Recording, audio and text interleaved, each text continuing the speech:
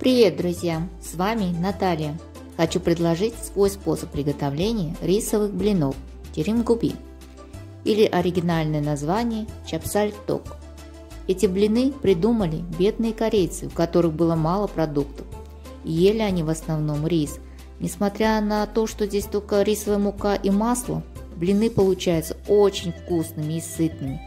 Готовятся блины из специальной рисовой муки с высоким содержанием клейковины – чапсаль. Поэтому блины получаются более мягкими и тягучими. Готовить буду два варианта блинов. Один корейский чапсаль-ток, второй вариант терим-губи. Мука рисовая, чапсаль. Солим, кладем сахар. Этот вариант немного слаще. Вскипятим воду и наливаем ее в рисовую муку. Вода должна быть обязательно горячей. Перемешаем хорошенько, пока тесто не станет однородным и гладкой, без комочков. Тесто должно получиться немного жидким, как на оладьи, или даже немного жиже. Каждая мука вбирает воду по-разному, поэтому, если не уверены, то наливайте воду понемногу и смотрите на консистенцию.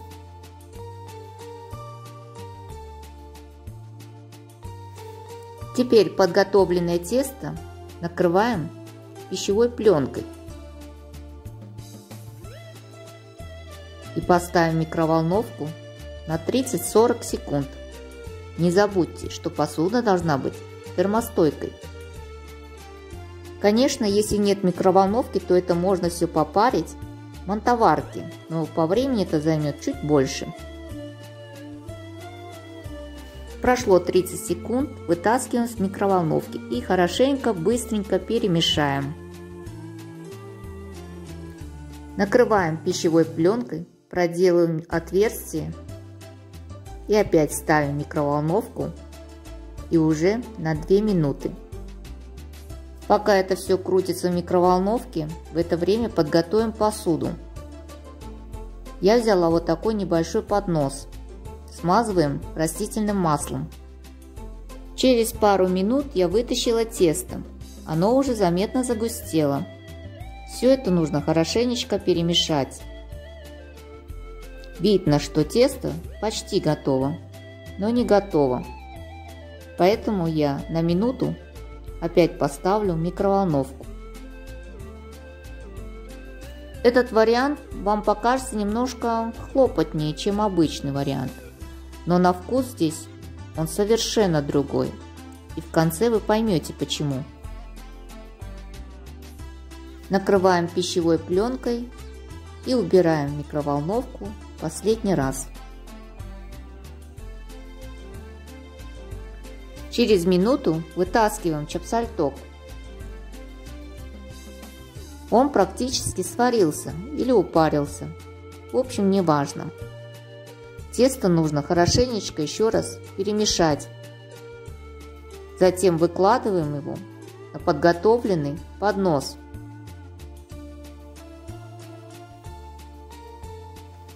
Тесто очень горячее, и поэтому одеваем перчатки. Смазываем руки или тесто растительным маслом, чтобы было удобно с ним работать. Можно выровнять лопаткой или скребком. Все нужно выровнять аккуратно.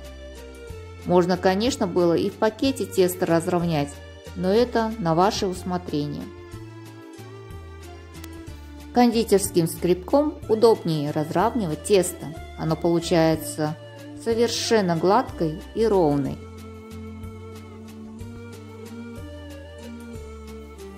Теперь уберем в морозильник на час или полтора, чтобы оно немного застыло. У меня тесто стояло около часа в морозильнике. Прямо на подносе я разрезаю его острым ножом на небольшие прямоугольники. Тесто очень хорошо разрезается, так как достаточно застыло, но не перемерзло. Можно также нож смазать маслом, если он прилипает к тесту. Если пласт получился толще, то нужно его подольше подержать в морозильнике. Средняя толщина готового теста должна быть примерно около 1 см. Разрезанные кусочки теста аккуратно выковыриваем с подноса. Донышко немножко примерзло и чуть-чуть прилипло. Соединяю их по 2 штуки, так как они получились тонкими.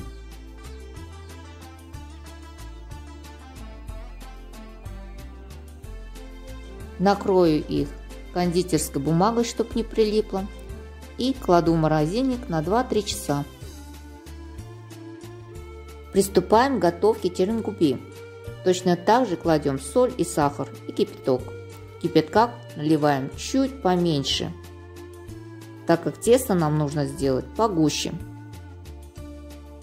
Хорошо замешиваем тесто.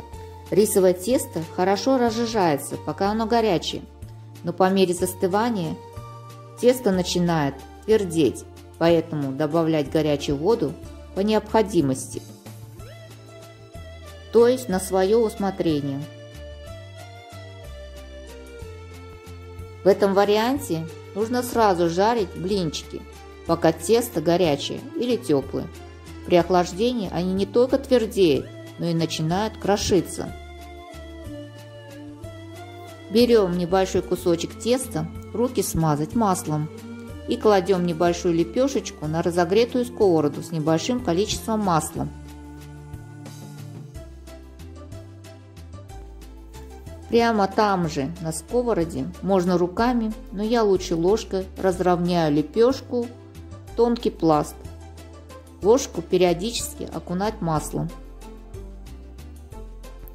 Жарить блинчики надо на среднем огне до румяной хрустящей корочки, периодически подливая масло.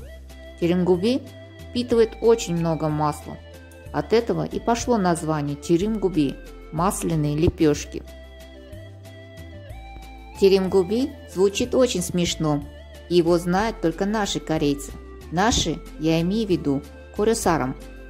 Сами же корейцы и не знают, что это такое, так как называют его чапсальток, вот как эти. В Корее они выглядят примерно вот так. Даже замороженные они очень упругие. Также я их поджарю на среднем огне с небольшим количеством масла. Жарить их нужно тоже до румяной корочки. Чем же они хороши? Тем, что можно их сделать заранее и жарить, когда захочется. В самой Корее не любят заморачиваться нудной, хлопотной готовкой, поэтому в основном готовят полуфабрикаты. И чапсальток покупают уже готовыми и замороженными. И вот так поджаривают их на масле. Ну, у кого нет возможности покупать готовые рисовые хлебцы, можно самим вот таким способом приготовить.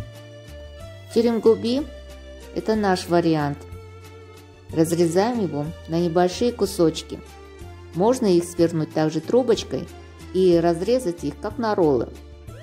Мне нравится вот такой вариант нарезки. Вспоминается сразу детство, когда бабушка мне жарила вот так. И я любила отрывать каждый слой по отдельности и вот так кушать. Вот такие слои получаются. Разрезаются они очень хорошо, не расплываются при нарезке и при застывании тоже остаются мягкими.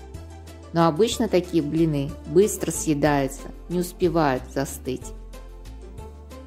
А если уж затвердели, то просто подогрейте его на сковороде без масла на маленьком огне, и они опять станут как свежие. Тирамгуби – это большая радость для детей и не только. Его любят все за то, что он тягучий, но не резиновый. Он сладковатый, но не сладкий. Он сытный, но его много не съешь. Это хлеб и рис, все в одном. Это как закуска и десерт. Это блюдо универсальное, несмотря на совсем простые продукты. Тирамгуби подается как на праздничный стол, так и в повседневной жизни. И она совсем не надоедает, хоть кушай его каждый день. Первый вариант очень получился нежным, его даже не нужно кусать, он буквально тает во рту.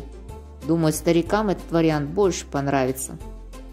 И еще мне нравится, что он у меня лежит заготовленный в морозильнике, только достать и поджарить.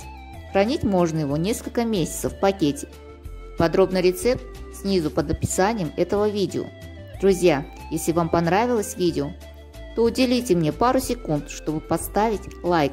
И не забудьте подписаться на мой канал и нажать колокольчик, чтобы не пропустить следующее видео. Пока-пока!